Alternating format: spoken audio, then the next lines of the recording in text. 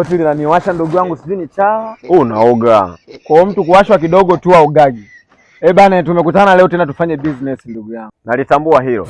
Mzigo wa siku leo uliniletea mzigo ambao sio bora. Sijui ulitoka mama nani ndugu yangu. Naomba nisamee sana. Ule mzigo sikuchukua kama Kibonge kama ambavyo huwa tunazungumza nichukue pale. Kama ukuchukua kama mama Kibonge basi ndio maana nilihala. Unajua niliharisha. Usiseme kuharisha. Sema ukimbiza mwenge. Bana, ndio hivyo ndugu yangu. Lakini pia hata wewe uliniletea mzigo ambao ni mbovu sana. Ulikuwa umesha expire. Lakini siku ile ulikuwa expire. Ndio, kesho yake ndio ulikuwa una expire. Nadhani sasa leo utakuwa umeleta mzigo mzuri tufanye biashara. Mzigo leo nimeleta pure mzigo. Tufanye business. Fresh. Kwa data.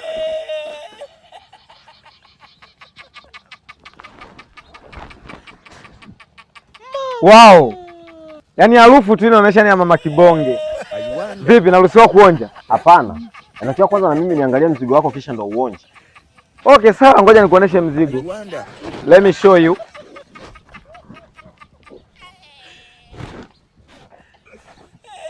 Naam, mzigo mzuri.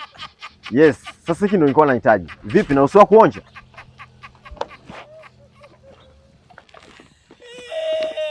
Usimalize. Tamu balaa. Nipe na mimi nionje. Mama we. Vipi? Mbona limechubuka? Kiongozi, nadhani unajua biashara zetu zilivyokuwa ngumu. Kwa hiyo natakiwa tuwe makini pia kwenye ufanyaji kazi wetu. Haya mandazi yanagombaniwa na wengi kwa mama Kibonge. Nimepambana kadri niwezavyo mpaka kuyapata haya mandazi.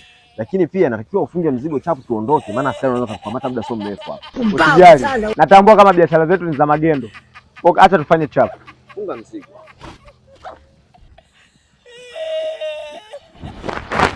Nipe mzigo. Leta.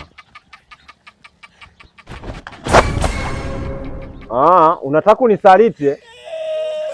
Naye utaniwi.